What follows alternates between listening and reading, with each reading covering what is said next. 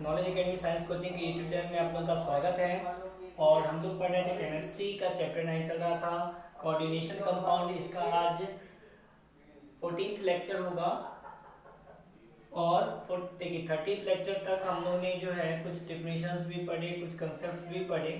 अब जो कुछ छूटे हुए बचे हुए कुछ डिफिनेशंस हैं उनको हम ले रहे हैं और उम्मीद करते हैं कि आज के लेक्चर में या हो सकता है नेक्स्ट लेक्चर तक आपका ये चैप्टर समाप्त हो जाए बच्चों। ठीक है, तो चलिए जो छूटे हुए डिफिनेशंस हैं या कोई कंसेप्ट छूटा हुआ होगा तो वो कंप्लीट हो जाएगा। ठीक है, तो चलिए इसको देखते हैं हम क्या क्या है। तो सबसे पहले हम बात करते हैं द्विक लवण की। ठीक है, कि भाई ये द्विक लवण होता क्या है। ठीक है, ये डिफिनेशन है तो हमने पहले से लिख दिया है ना, नहीं तो लिखने में समय चला जाता है, तो पहले देख लेते हैं इसको द्विक लवण क्या है।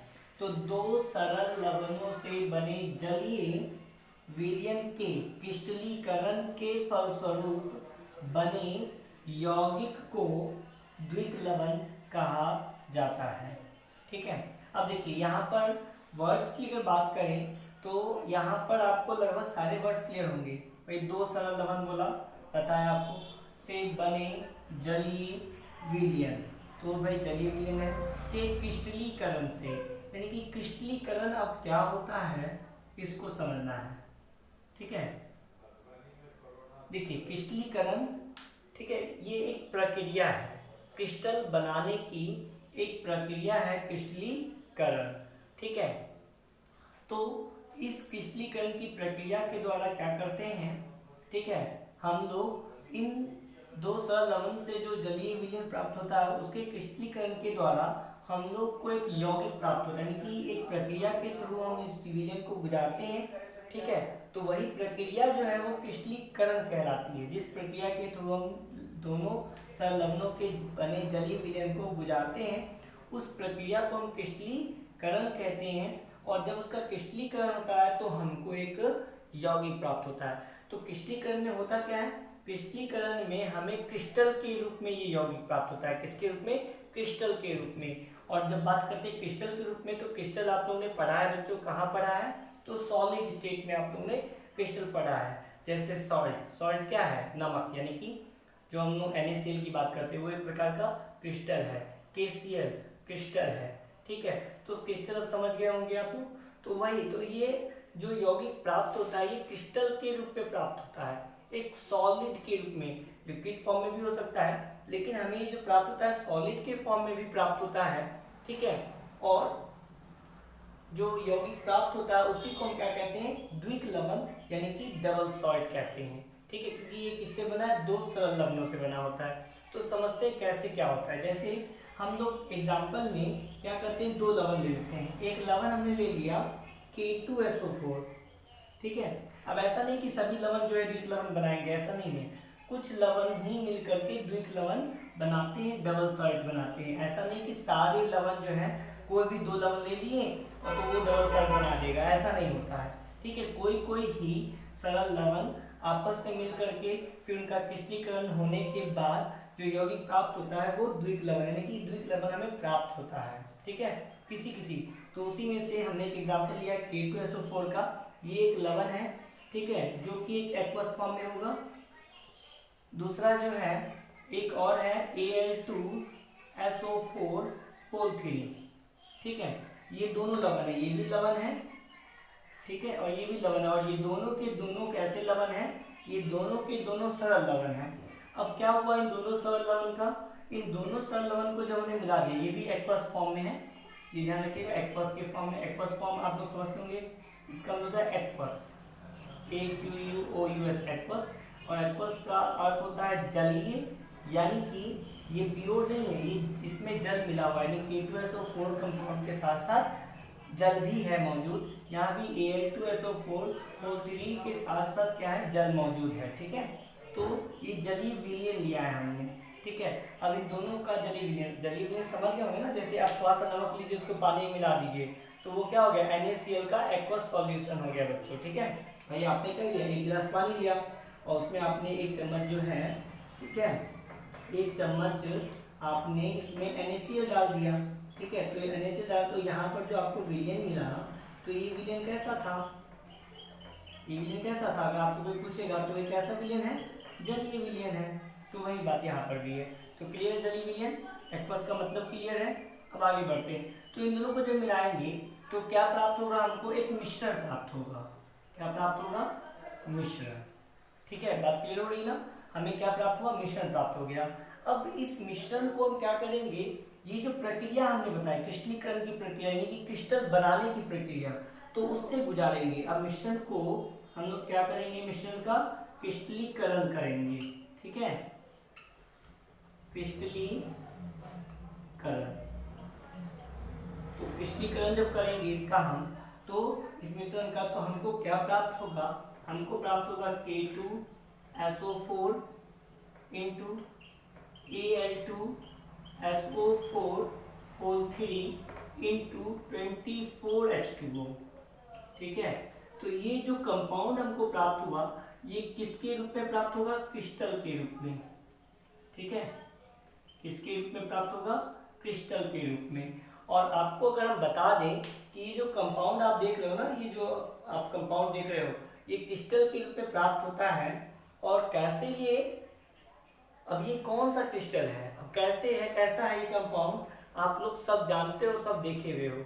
हम बताएंगे तो आपको तुरंत पता चल जाएगा कि ये कौन सा क्रिस्टल है। और देखिए वो क्रिस्टल के रूप में होता है कि नहीं होता है। ठीक है बच्चों, आपको पता है इसका नाम क्या है, इसका नाम है पोटास एलम। इस क्रिस्टल का नाम क्या है, पोटास एलम। आपको हमेशा ये पोटास एलम नहीं जानते हैं। तो देखिए, क्योंकि हम लोग दैनिक जीवन में जो नाम का प्रयोग करते हैं वह नाम है फिटकरी। फिटकरी जानते हो, ठीक है, तो फिटकरी का नाम है पोटास एलम। ठीक है, फिटकरी हम लोग के दैनिक जीवन में यूज होने वाला नाम है। ये जो है, ये मतलब इसका केमिकल नेम है फिटकरी का, पोटास एलम। और ये कैसा होता है, डबल सर्ट होता है। यही आपका क्या है, डबल सर्ट है। ठीक है बच्चों, डबल सर्ट। नीचे जगह नहीं था, आपको नीचे ये सारी चीजें नीचे लिखनी है, आपको ऊपर नहीं लिखना है। आप जब नोट्स बनाओगे तो इसके नीचे लिखना है। मेरे पास जगह नहीं थी इसलिए हमने ऊपर लिख दिया। तो ऐसा नहीं कि ऊपर बिल्कुल फोटो कॉपी कर रहे हैं ऊपर लिख दिए, ऐसा मत करना बच्चों। तो नोट्स बनाना तो इसके नीचे लिख लेना क्रिस्टल। क्रिस्टल कौन सा है, ये पोटास एलम, और उसको क्या कहते हैं, फिटकरी कहते हैं। ठीक है, चलिए, तो अब तो आप समझ गए होंगे फिटकरी सैलूनों में जो होता है। ठीक है, मिश्री की तरह लगता है दिखने में, पत्थर जैसा व्हाइट कलर का है ना, दाढ़ी आफ्टर शेविंग उसका यूज करते हैं सैलून में। ठीक है, थोड़ा सा नमकीन टाइप का होता है, तो वही है फिटकरी। ठीक है, तो यही है क्या, एक डबल सर्ट। तो यहाँ से क्वेश्चन भी बनता है। एक तो क्वेश्चन बनता है कि द्विक लवण क्या होते हैं। ठीक है, दूसरा ये थ्योरेटिकल क्वेश्चन हो गया। ऑब्जेक्टिव क्वेश्चन पूछता है कि बताइए पोटास एलम क्या है। ठीक है, तो ऑप्शन में देगा लवण, द्विक लवण, उपसंयोजन, यौगिक, इनमें से कोई नहीं। तो देखिए यहाँ पे उपसंयोजन यौगिक नहीं है क्योंकि स्क्वायर ब्रैकेट तो हमने नहीं लगाया। तो ये क्या है, द्विक लवण है। कभी कभी बच्चे क्या करते हैं, लवण पे मार के चले आते हैं, कभी कभी उपसंयोजन यौगिक पे आंसर मार के चले आते हैं। तो ऐसा नहीं करना है, ये हमें याद रखना है कि द्विक लवण है कौन, पोटास एलम। कभी कभी पूछ देता है कि बताइए फिटकरी का रासायनिक नाम क्या है। तो भाई फिटकरी का रासायनिक नाम क्या है, पोटास एलम। ठीक है, कभी कभी इसका रिवर्स पूछ देता है, बताइए निम्न पोटास एलम जो है, ऐसे पूछ देगा कि निम्न में से कौन द्विक लवण है। ऑप्शन में 4-5 कंपाउंड के नाम दे देगा, और एक कंपाउंड आपका हो सकता है पोटास एलम दिया हुआ हो, या ऑप्शन बदलेगा तो हो सकता है फिटकरी करके पूछ ले। तो इस तरह से अलग अलग तरह के क्वेश्चंस जो है बनते हैं। तो हमें यहाँ पर जो एग्जाम्पल हमने बातें बताई आपको, वो आपको याद रखना है। और इसका फॉर्मूला भी आप लोग याद कर लेंगे तो बेहतर रहेगा। कभी कभी फॉर्मूला पूछ देता है, आपको दे देगा इस तरह से कंपाउंड, और कहेगा बताइए ये कौन सा कंपाउंड है, तो आपको बताना होगा कि ये पोटास एलम है। तो चलिए, तो एक डिफिनीशन क्लियर हो गया। द्विक लवण हम भी जो है बता दिए आपको, और समझ में भी आ गया होगा। कैसे क्वेश्चंस आते हैं वो भी क्लियर हो गया होगा। ठीक है, और एग्जांपल्स की जरूरत नहीं है, इतना एग्जांपल काफी है। यहीं से जो भी क्वेश्चन, जब भी क्वेश्चन बनता है तो यहीं से बनता है, पोटास एलम से। जनरल कंपटीशन में भी बनता है, और आपके बोर्ड के एग्जाम में भी बनता है। तो चलिए आगे देखते हैं।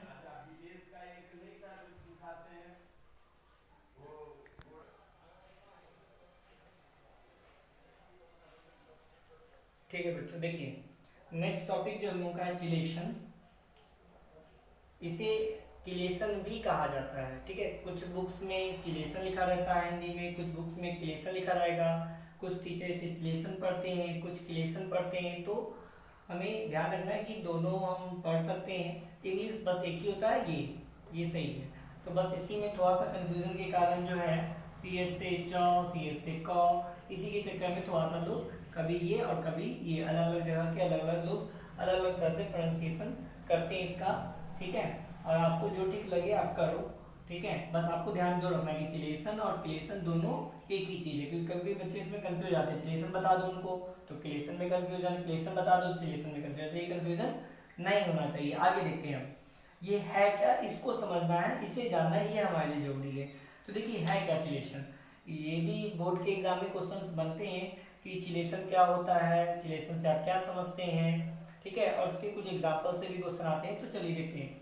यहाँ पे क्या है, किसी कॉम्प्लेक्स यौगिक में जब एक लिगेंड दो या दो से अधिक, ध्यान से देखिएगा, बात हो रही है एक लिगेंड की, यानी कि एक लिगेंड दो या दो से अधिक दाता परमाणुओं का उपयोग कर, ठीक है, दाता परमाणु, ठीक है, यानी कि वो परमाणु जो डोनेट करते हैं इलेक्ट्रॉन और बॉन्ड बनाते हैं, कौन सा, कोऑर्डिनेट बॉन्ड बनाते हैं, उपसहसंयोजी बंधन बनाते हैं, ठीक है, उसकी बात की जा रही है यहाँ पर, ठीक है। दाता परमाणु मतलब जो इलेक्ट्रॉन को डोनेट भी करे, दान भी दे, ठीक है, और साथ में उसके साथ बॉन्ड भी बनाए, ठीक है, तो उन परमाणु की बात हो रही है। तो दाता परमाणु का उपयोग करो, कितने, दो या दो से अधिक, कितने दाता परमाणु का उपयोग करना है, दो या दो से। लिगेंड कितना होना चाहिए, एक, लेकिन उसमें दाता परमाणु कितने होने चाहिए, दो या दो से अधिक दाता परमाणुओं का उपयोग कर केंद्रीय परमाणु या आयन के साथ, केंद्रीय परमाणु या आयन के साथ क्या करता हो, आबंध बनाते हैं, तो इसे क्या कहते हैं, चिलेट कहते हैं। यानी कि आबंध बना रहा है तो उसको चिलेट कहेंगे। यह प्रक्रम क्या कहलाएगा, चिलेशन कहलाएगा। और ऐसे लिगेंड, ठीक है, क्या कहलाते हैं, चिलेटिंग लिगेंड कहलाते हैं। कौन से लिगेंड, तो वो लिगेंड, ठीक है, जिनके पास दो या दो से अधिक दाता परमाणु होते हैं और वो केंद्रीय परमाणु के साथ जुड़ करके चिलेट बनाते हैं, वो लिगेंड क्या कहलाते हैं, चिलेटिंग लिगेंड कहलाते हैं। यानी कि कंपाउंड जो फॉर्म होगा उसको चिलेट कहेंगे, लिगेंड को चिलेटिंग लिगेंड कहेंगे। और जिस प्रक्रिया के द्वारा ये चिलेट बना कंपाउंड, ये जो कंपाउंड बन रहा है वो चिलेट कहला रहा है, तो जो चिलेट बना उसको कहते हैं, उस प्रक्रम को, उस प्रक्रिया को कहते हैं चिलेशन, ठीक है। तो चलिए अब इसको एग्जाम्पल के थ्रू देखते हैं। तो डिफिनेशन आपको क्या करना है, पढ़ लीजिए, लिख लीजिए इसको, ठीक है बच्चों। चलिए इसका एग्जाम्पल देखते हैं कैसे होता है ये चिलेशन, ठीक है, कैसे जो ये सारी बातें की गई हैं इसको बताते हैं हम आपको। तो एक काम करते हैं, डिफिनेशन रहने देते हैं, अभी हम ऊपर बताते हैं, ठीक है, ये सब मिटा देते हैं ताकि आपको डिफिनेशन के माध्यम से समझा सकें और जो कंसेप्ट आपको समझ में आए आप उसको लिख सको, समझ सको, मतलब इसको रटने की जरूरत ना पड़े आपको। तो सर चलिए देखते हैं। देखिए जैसे हमने एग्जांपल के तौर पर देखिएगा, एक कंपाउंड हम ले लेते हैं, एक एग्जांपल हमने कंपाउंड लिया, ये कंपाउंड है आपका PtCl2En, ठीक है, ठीक है बच्चों, ये कंपाउंड है आपके पास। देखिएगा जरा, समझिएगा बात को। हमने ये कंपाउंड लिया, अब देखना है कि क्या ये चिलेट है या नहीं, ठीक है। तो देखिए होगा क्या कि भाई यहाँ पर देखिए Pt, अब Pt जो है ये जो है 4 बॉन्ड बनाएगा, ठीक है, Pt कितने बॉन्ड बनाएगा, 4 बॉन्ड बनाएगा। तो 4 बॉन्ड बनाएगा Pt, तो 4 बॉन्ड बनाने के लिए तो 2 Cl है यहाँ पे, अभी 2 Cl ने 2 बॉन्ड बना लिए। कौन से बॉन्ड आपको पता है, कोऑर्डिनेट बॉन्ड, ठीक है। तो कोऑर्डिनेट बॉन्ड ऐसे ही बनेगा क्योंकि सेंट्रल एटम की ओर एरो होता है, ठीक है, इनके पास जो बहुत सारे ऑर्बिटल्स खाली होते हैं जिसके कारण ये इलेक्ट्रॉन लेता है और फिर साथ में इनकी शेयरिंग कर लेता है, कोऑर्डिनेट बॉन्ड बना लेता है। अब इसको 2 बॉन्ड और बनाने हैं, ठीक है, क्योंकि देखिए अभी हम कैसे ये 4 बॉन्ड बना रहा है, इस पर नहीं हमें ध्यान देना है, हमें अभी ध्यान देना है कैसे चिलेट बन रहा है। अब बात होती है En की, अब En जोड़ना है, तो आपको पता है हमने बताया था कि एक En जो है वो 2 बॉन्ड बनाता है, और हमने आपको कई जगह ये बना के भी दिखाया था कि En जो है वो क्या है, द्विदंती है, यानी कि द्विदंती का मतलब दो दांत है, यानी कि दो बॉन्ड बनाता है। ठीक है, एक बॉन्ड ये रहा और दूसरा बॉन्ड ये रहा। ठीक है, तो दो बॉन्ड बनाता है कौन, ईएन। और ईएन का पूरा नाम भी हमने आपको बताया था, ईएन का पूरा नाम होता है इथाइलिन डाइएमीन। ईएन का पूरा नाम क्या है, इथाइलिन डाइएमीन।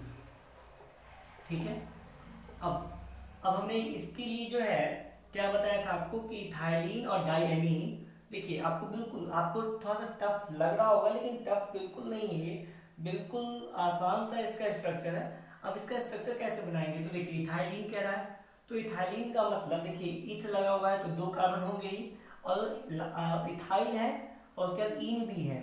ठीक है, यानी कि डबल बॉन्ड भी है और एक हाइड्रोजन कम भी है। ठीक है, तो ऑलरेडी दोनों कार्बन में दो दो हाइड्रोजन कम हो गए, यानी कि ये CH2 और CH2 जो है यही है इथाइलिन। ठीक है, ये इथाइलिन हो गया, CH2 CH2 कैसे पता चला है भाई CH2 CH2 इथाइलिन है, इत का मतलब दो कार्बन, तो ये दो कार्बन हो गए एक और दो। उसके बाद आइल लगा हुआ है, तो आइल में आप जानते हैं एक हाइड्रोजन हट जाता है, तो एक हाइड्रोजन इसमें से घटा, एक हाइड्रोजन इसमें से घटा। ठीक है, अब इन भी लगा हुआ है, यानी कि डबल बॉन्ड भी है यहाँ पे, यानी कि इसमें यहाँ पे डबल बॉन्ड होता है। ठीक है, इस तरह से तब जाके देखिए पूरा हुआ, कितने दो, नहीं कुछ प्रॉब्लम है, डबल बॉन्ड नहीं होता। ठीक है, ये इस तरह से CH2 CH2 होता है, ये इथाइलिन है। ठीक है ना, अब ये इथाइलिन में क्या है, अब डाइएमीन, दो एमीन भी जुड़े हुए हैं। ठीक है, इथाइलिन का मतलब CH2 CH2 और डाइएमीन कह रहा है, तो इसमें दो एमीन भी जुड़े हुए हैं जो कि क्या होंगे NH2 NH2। तो अब इसको जोड़ लेना है। अब देखिए यहाँ पर इस तरह से ये बना NH2 और यहाँ पे है CH2, यहाँ पे है CH2 और इसी के साथ जो हुआ है NH2। ये देखिए यही है, यानी कि ये वाला पार्ट हो गया इथाइलिन डाइएमीन, ये EN है यानी कि इथाइलिन डाइएमीन, और यहाँ पर देखिए ये जो है क्या है, दो बॉन्ड बना रहा है। तो देखिए यहाँ पर, तो भाई ये कंपाउंड कितना है, ये एक लिगेंड है, ये EN जो है कितना लिगेंड है, एक लिगेंड है, एक लिगेंड है। और इस एक ही लिगेंड में कितने दाता परमाणु है, दो दाता परमाणु है। दो दाता परमाणु कौन, ये एक N ये एक N ये, क्योंकि इस N के पास दो लोन पेयर होते हैं, तो जिसके पास भी लोन पेयर होता है उसी के पास क्या होता है, ये लोन पेयर है। और यहाँ पे इसके पास भी क्या है, दो लोन पेयर, मतलब एक लोन पेयर है, दो इलेक्ट्रॉन का होता है एक लोन पेयर, ये लोन पेयर लोन पेयर। ठीक है, तो ये जो लोन पेयर, एकाकी युग्म कहते हैं इसको हिंदी में, तो ये जो लोन पेयर आप देख रहे हो ना, तो यही लोन पेयर जो है क्या है, डोनेट करते हैं अपने इलेक्ट्रॉन। और ये जैसे दो इलेक्ट्रॉन दिख रहा है, तो एक इलेक्ट्रॉन ये डोनेट करेगा और एक इलेक्ट्रॉन के साथ फिर साझा करेगा, फिर ये बॉन्ड बना देगा। तो इसी एकाकी युग्म के कारण, इस लोन पेयर के कारण ये कैसा है, ये एटम जो है कैसा है, ये डोनेट करने वाला एटम है, यानी कि इसमें दो दाता परमाणु है, यानी कि इस एक कंपाउंड में दो दाता परमाणु, एक ये N और एक ये N, दो दाता परमाणु है। अब ये दो दाता परमाणु जो है का उपयोग करके केंद्रीय परमाणु या आयन के साथ क्या बना, आबंध बना। ठीक है, तो इसे क्या कहते हैं, चिलेट। यानी कि अब जो ये आपको पूरा फॉर्म हो गया है, ये आपका क्या है पूरा, ये इस पूरे को ही हम क्या कहते हैं, चिलेट कहते हैं। तो बच्चों उम्मीद करते हैं कि आपको चिलेट समझ में आ गया होगा। ठीक है, तो यही आपका चिलेट है। देखिए फिर से देखिए क्या क्या हुआ इसमें, भाई इसमें क्या है कि किसी कॉम्प्लेक्स यौगिक में, ध्यान रखिएगा चिलेट कहाँ बनता है, कॉम्प्लेक्स यौगिक में बनता है। तो कॉम्प्लेक्स यौगिक यानी कि उपसंयोजन यौगिक। ठीक है, कॉम्प्लेक्स यौगिक यानी कि उपसंयोजन यौगिक। तो किसी कॉम्प्लेक्स यौगिक यानी कि उपसंयोजन यौगिक में जब एक लिगेंड, ठीक है, एक लिगेंड EN, यहाँ पे एक लिगेंड किस लिए यूज हुआ, EN के लिए, एक लिगेंड दो या दो से अधिक दाता परमाणु का उपयोग कर केंद्रीय परमाणु या आयन के साथ आबंध बनाते हैं, तो इसे क्या कहते हैं, चिलेट कहते हैं, यानी कि जो बना वो चिलेट था। ठीक है, और यह प्रकरण क्या कहलाता है, चिलेशन कहलाता है। और ऐसे लिगेंड को क्या कहते हैं, चिलेटिंग लिगेंड कहते हैं। तो चलिए बच्चों, तो ये उम्मीद करते हैं आपको समझ में आ गया होगा, यानी कि EN जो है क्या है, एक चिलेटिंग लिगेंड। तो देखिए बच्चों ध्यान रखिएगा, यहाँ से क्वेश्चन ये भी बनता है, निम्न में से कौन चिलेटिंग लिगेंड है, ऐसा क्वेश्चन बनता है। और जब ऐसा क्वेश्चन बनेगा उसमें 3-4 ऑप्शन दे दिए जाते हैं, ठीक है। अब उसमें से आपको चुनना है, तो आपको ये याद रहना चाहिए कि चिलेटिंग लिगेंड कौन है, ठीक है। तो ध्यान रखिएगा, जिनके पास भी 2 से अधिक दाता परमाणु होंगे, 2 या 2 से अधिक दाता परमाणु होंगे, ठीक है, तो वो चिलेटिंग लिगेंड हो सकता है, ठीक है बच्चों, ये ध्यान रखिएगा।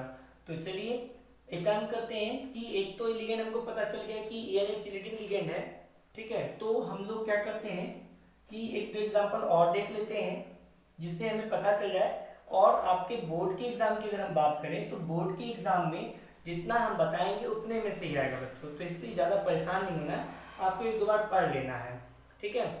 तो चलिए बाकी एग्जाम्पल भी लिख लेते हैं, थोड़ा सा इसको साफ कर लेते हैं पहले।